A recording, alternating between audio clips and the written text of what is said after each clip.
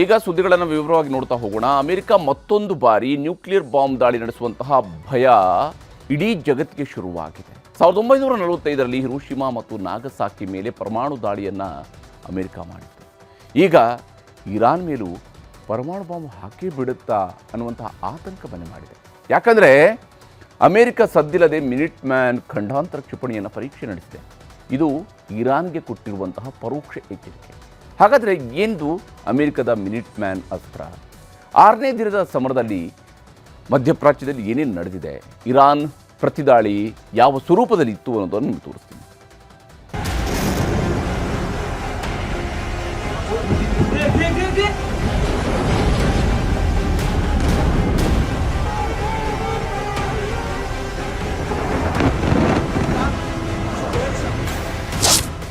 ಕೊಲ್ಲಿ ರಾಷ್ಟ್ರಗಳಲ್ಲಿ ನಡೆಯುತ್ತಿರುವ ಘೋರ ಯುದ್ಧ 6ನೇ ದಿನಕ್ಕೆ ಕಾಲಿಟ್ಟಿದೆ. ಬೆಂಕಿಯ ಬಾಂಬುಗಳು ಸ್ಫೋಟವಾಗ್ತಿವೆ, ಕಟ್ಟಡಗಳು ನೆಲಸಮ ಆಗುತ್ತಿವೆ, ಐಷಾರಾಮಿ ನಗರಗಳೇ ಹೊತ್ತಿ ಉರಿಯುತ್ತಿದ್ದು ರಾಶಿ ರಾಶಿ ಹೆಣಗಳು ಉರುಳುತ್ತಿವೆ. ಆದರೂ ಇಸ್ರೇಲ್ ಸುಮ್ಮನಾಗ್ತಿಲ್ಲ. ಅಮೆರಿಕ ಯುದ್ಧ ನಿಲ್ಲಿಸ್ತಿಲ್ಲ. ಇರಾನ್ನಿಂದಲೂ ಪ್ರತಿದಾಳಿಗಳೂ ನಿಲ್ತಿಲ್ಲ.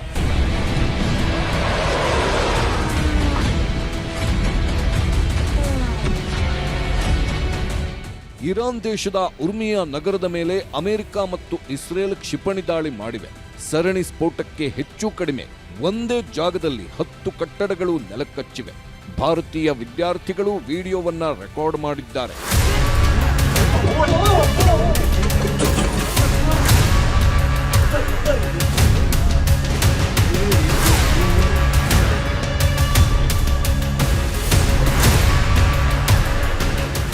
ಇಸ್ರೇಲ್ ಸಿಡಿಸಿದ ಬಾಂಬ್ಗೆ ಇಡೀ ಟೆಹರಾನ್ ನಗರವೇ ಹೊತ್ತಿ ಉರಿಯುತ್ತಿದೆ.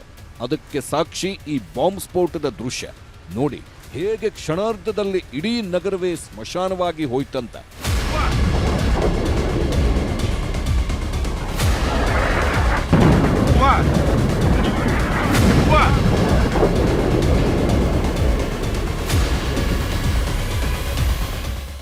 ಇರಾನ್ ದೇಶದ ಬುಕಾನ್ನಲ್ಲಿರುವ ಇರಾನ್ನ ಮಿಲಿಟರಿ ನೆಲೆ ಇದು. ಅಮೆರಿಕ ಉಡಾಯಿಸಿದ ಬಾಂಬ್ ಇಡೀ ಬುಕಾನ್ ಏರಿಯಾವನ್ನೇ ಸ್ಮಶಾನ ಮಾಡಿಬಿಟ್ಟಿದೆ.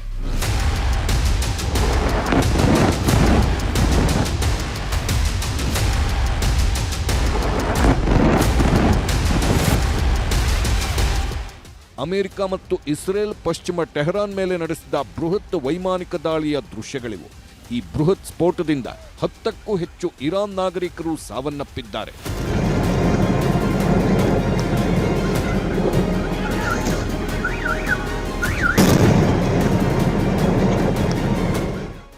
ಟೆಹರಾನ್ನಲ್ಲಿರುವ ಆಜಾದಿ ಫುಟ್ಬಾಲ್ ಕ್ರೀಡಾಂಗಣ ಇದು. ಅತ್ಯದ್ಭುತ ವಾಸ್ತುಶಿಲ್ಪದ ಮೇರುಕೃತಿಯ ಈ ಫುಟ್ಬಾಲ್ ಮೈದಾನ ಅಮೆರಿಕ ಇಸ್ರೇಲಿ ದಾಳಿಗಳಲ್ಲಿ ಸಂಪೂರ್ಣವಾಗಿ ನಾಶವಾಗಿದೆ.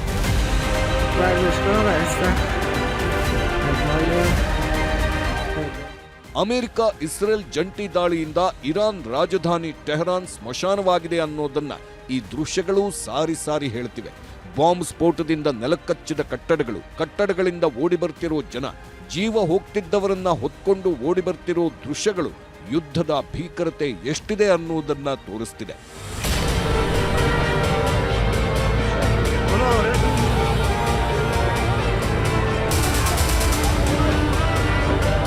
ಇಸ್ರೇಲ್ ಅಮೆರಿಕ ನಡೆಸಿದ ಜಂಟಿ ದಾಳಿಗೆ ಟೆಹರಾನ್ನಲ್ಲಿರುವ ವಿಮಾನ ನಿಲ್ದಾಣವೇ ಸರ್ವನಾಶವಾಗಿದೆ ಅಂತ ಅಮೆರಿಕ ವಿಡಿಯೋ ರಿಲೀಸ್ ಮಾಡಿದೆ. ಇನ್ನು ಮುಂದೆ ಇರಾನ್ ಆಟ ನಡೆಯಲ್ಲ ಅಂತ ಅಮೆರಿಕ ವಿಡಿಯೋ ಮೂಲಕ ಸಂದೇಶ ಕಳಿಸಿದೆ. ಈ ವಿಡಿಯೋವನ್ನ ಅಮೆರಿಕ ಹಂಚಿಕೊಂಡ ಬೆನ್ನಲ್ಲೇ ಅಜರ್ಬೈಜಾನ್ನ ನಕ್ಚಿವಾನ್ ಅಂತಾರಾಷ್ಟ್ರೀಯ ವಿಮಾನ ನಿಲ್ದಾಣಕ್ಕೆ ಇರಾನ್ ಡ್ರೋನ್ಗಳು ಅಪ್ಪಳಿಸಿವೆ. ಅಮೆರಿಕ ವಾಯುನೆಲೆಗೆ ನೆರವು ಕೊಟ್ಟಿದ್ದಕ್ಕೆ ನಕ್ಚಿವಾನ್ ಅಂತಾರಾಷ್ಟ್ರೀಯ ವಿಮಾನ ನಿಲ್ದಾಣವನ್ನ ಇರಾನ್ ಧ್ವಂಸ ಮಾಡಿದೆ. ಒಂದು ಡ್ರೋನ್ ಬಾಂಬ್ ವಿಮಾನ ನಿಲ್ದಾಣದ ಟರ್ಮಿನಲ್ ಕಟ್ಟಡಕ್ಕೆ ಅಪ್ಪಳಿಸಿದ್ರೆ, ಇನ್ನೊಂದು ಡ್ರೋನ್ ಏರ್ಪೋರ್ಟ್ ಹೊರಗಿದ್ದ ಶಾಲಾ ಕಟ್ಟಡದ ಬಳಿ ಅಪ್ಪಳಿಸಿದೆ.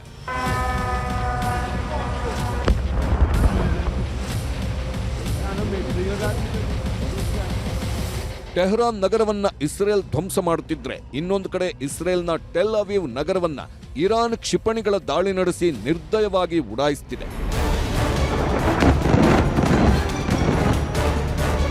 ಇಷ್ಟಕ್ಕೆ ಸುಮ್ಮನಾಗದ ಇರಾನ್ ದುಬೈ ಮೇಲೆ ರಾತ್ರಿ ಮತ್ತೆ ಇರಾನಿಯನ್ ಮಿಸೈಲ್ಗಳು ದಾಳಿ ಮಾಡಿದೆ. ವೇಗವಾಗಿ ಬಂದ ಮಿಸೈಲ್ ದುಬೈ ಹೊರವಲಯದ ಕಟ್ಟಡವನ್ನ ನಿರ್ನಾಮ ಮಾಡಿರೋದು ಮೊಬೈಲ್ನಲ್ಲಿ ಸೆರೆಯಾಗಿದೆ.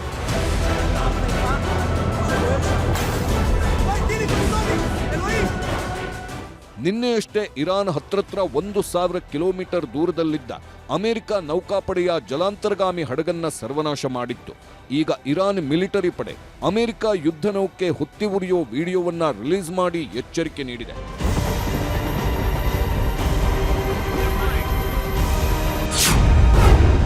ಕೆರಳಿದ ಅಮೆರಿಕಾದಿಂದ ನ್ಯೂಕ್ಲಿಯರ್ ಕ್ಷಿಪಣಿ ಪರೀಕ್ಷೆ. ಇರಾನ್ಗೆ ಕ್ಲಿಯರ್ ದಾಳಿ ಎಚ್ಚರಿಕೆ ರವಾನಿಸಿದ ಟ್ರಂಪ್. ಮೂರನೇ ಮಹಾಯುದ್ಧದಲ್ಲಿ ನ್ಯೂಕ್ಲಿಯರ್ ದಾಳಿ ನಡೆದೇ ಬಿಡುತ್ತಾ ಅನ್ನೋ ಆತಂಕ ಶುರುವಾಗಿದೆ. ಯಾಕಂದ್ರೆ ಟ್ರಂಪ್ ಸರ್ಕಾರ ರಾತ್ರೋರಾತ್ರಿ ಅರ್ಧ ಇರಾನ್ ದೇಶವನ್ನೇ ಸರ್ವನಾಶ ಮಾಡುವ ನ್ಯೂಕ್ಲಿಯರ್ ಕ್ಷಿಪಣಿಯ ಪರೀಕ್ಷಾರ್ಥ ಪ್ರಯೋಗ ನಡೆಸಿದೆ. ಡೂಮ್ಸ್ಡೇ ಮಿನಿಟ್ಮ್ಯಾನ್ 3 ಹೆಸರಿನ ಬ್ಯಾಲಿಸ್ಟಿಕ್ ಕ್ಷಿಪಣಿಯನ್ನ ಪರೀಕ್ಷೆ ನಡೆಸಿ ಇರಾನ್ಗೆ ದೊಡ್ಡ ಸಂದೇಶವನ್ನ ಅಮೆರಿಕ ರವಾನಿಸಿದೆ.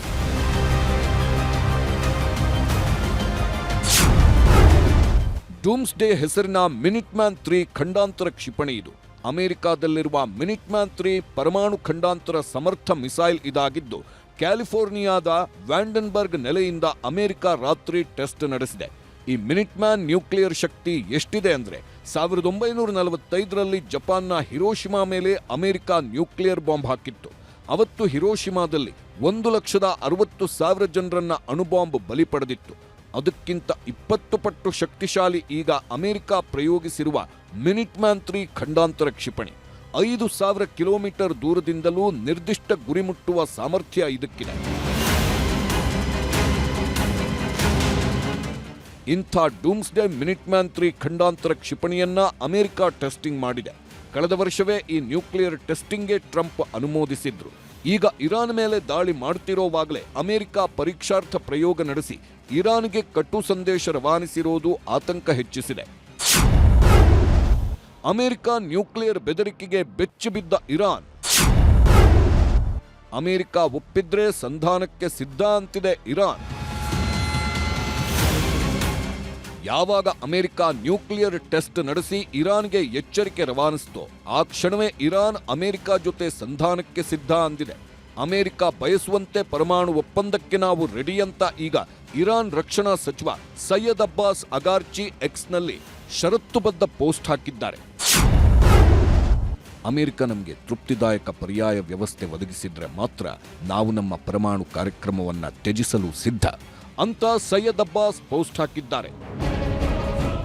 ಘೋರ ಯುದ್ಧ 6ನೇ ದಿನಕ್ಕೆ ಕಾಲಿಟ್ಟಿರುವ ಮಧ್ಯೆ ಇರಾನ್ ಈ ಸ್ಪಷ್ಟೀಕರಣ ಬಂದಿದೆ. ಆದರೆ ಡೊನಾಲ್ಡ್ ಟ್ರಂಪ್ ಸರ್ಕಾರ ಇರಾನ್ ಸಂಧಾನಕ್ಕೆ ಕ್ಯಾರೆ ಅಂದಿಲ್ಲ. ಬದಲಿಗೆ ಉಕ್ರೇನ್ನಿಂದಲೂ ಇಸ್ರೇಲ್ಗೆ ಹೆಚ್ಚುವರಿ ಮಿಲಿಟರಿ ಪಡೆಗಳನ್ನು ರವಾನಿಸಲು ಝೆಲೆನ್ಸ್ಕಿಗೆ ಸೂಚಿಸಿದ್ದಾರೆ. ಝೆಲೆನ್ಸ್ಕಿನೂ ಟ್ರಂಪ್ ಹೇಳಿದಂತೆ ಇರಾನ್ ವಿರುದ್ಧ ಮಿಲಿಟರಿ ಶಸ್ತ್ರಾಸ್ತ್ರಗಳನ್ನು ರವಾನಿಸಿದೆ. ಇನ್ನೊಂದು ಕಡೆ ವಿಶ್ವಸಂಸ್ಥೆ ಕದ ತಟ್ಟಿರುವ ಚೀನಾ ಇರಾನ್ ವಿರುದ್ಧ ಯುದ್ಧ ನಿಲ್ಲಿಸುವಂತೆ ಮನವಿ ಮಾಡಿದೆ. ಸದ್ಯಕ್ಕೆ ಸಂಧಾನಕ್ಕೆ ಅಮೆರಿಕ ಒಪ್ಪದೇ ಯುದ್ಧ ಮುಂದುವರಿಸಿದೆ. ಇಲ್ಲಿವರೆಗೂ ಇರಾನ್ನಲ್ಲಿ 1200ಕ್ಕೂ ಹೆಚ್ಚು ಜನರ ಸಾವಾಗಿದೆ. ಇರಾಕ್, ಇಸ್ರೇಲ್, ಅಮೆರಿಕ ಸೈನಿಕರು ಸೇರಿದಂತೆ ಇರಾನ್ ಪ್ರತಿದಾಳಿಗೆ 300ಕ್ಕೂ ಹೆಚ್ಚು ಜನ ಬಲಿಯಾಗಿದ್ದಾರೆ. ಇದು ಈಗ ಸಿಕ್ಕಿರುವ ಶವಗಳ ಲೆಕ್ಕ ಅಷ್ಟೇ. ಲೆಕ್ಕಕ್ಕೆ ಸಿಗದ ಸಾವು ನೋವುಗಳೆಷ್ಟು ಅನ್ನೋದಕ್ಕೆ ಯಾರ ಹತ್ರಾನೂ ಉತ್ತರ ಇಲ್ಲ. Bureau report, news 18.